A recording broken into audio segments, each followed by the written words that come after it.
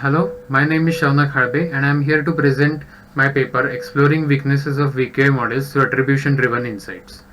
Visual question answering is a semantic task which involves a model which attempts to answer an input question based on the visual context. A VQA pipeline is roughly described as follows.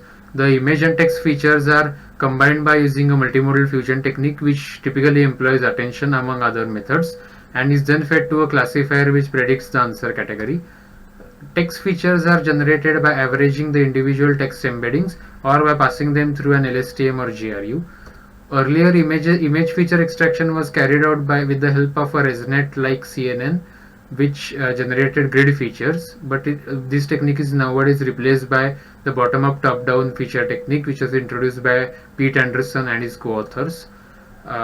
These models fail when applied to datasets like TextVK or WizWiz. The main reason behind this is that these images contain textual information embedded in them, and the model needs to have OCR capacity to answer it properly. WizWiz contains data from visually impaired users, and the model needs to possess OCR counting and detection ability. The questions in WizWiz are often conversational and subjective. The images are taken in low light and are often blurry. The answers are also often unanswerable. WizWiz is a small dataset as compared to other datasets like VQA 2.0. The answer space of WizWiz is quite different from VQA 2.0, hence leading to a significant domain shift when testing algorithms which were trained on VQA 2.0 on WizWiz. The top three rows demonstrate the same as they achieve very poor accuracies. The bottom four rows achieve decent accuracies where models were directly trained on WizWiz.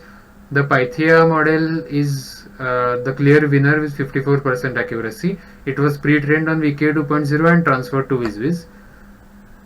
Despite achieving high accuracy, these models need to be interpretable to be applied to sensitive tasks like assisting the visually impaired.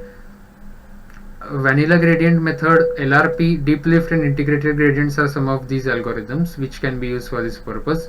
The first three algorithms fail the axioms of sensitivity and implementational invariance as discussed in the integrated gradients paper. So we use the integrated gradients method for our purpose. Integrated gradients method calculates attributions for words in the input questions. We run integrated gradients for the counter model on the VK 2.0 dataset. We determine content-free words that receive the highest attributions. The attributions can be visualized by overlaying them on the corresponding input words. The answer yellow in the left image is a result of the contribution of the word color, which is quite natural. Among the content-free words, what, many, is, this and how consistently receive high attributions in a question. We use these words to manually design phrases to be added as suffixes or prefixes to the original questions for adversarial effect. We then test the performance of Pythia 0.3 and Q plus I plus A, that is the show ask attend and answer model on the WizWiz validation split. These attacks can also be similarly visualized. In the left image, in the image on the left, the answer 1, which is numerical, is a result of the contribution of the word many, even though the meaning of the question remains the same. We tabulate these results as follows. Our strongest attack reduces the accuracy of Pythia to 38.16, rendering 97% of the questions unanswerable. Our other attacks also inflict considerable damage to these systems. As a side note, Pythia model is quite robust to input reduction, word substitutions and absurd questions attacks. However, the prefix and suffix attacks discussed here represent a realistic threat to VQA models when applied to real-world settings. Attributions aided the design of these attacks. You can check out further details in my paper. Thank you.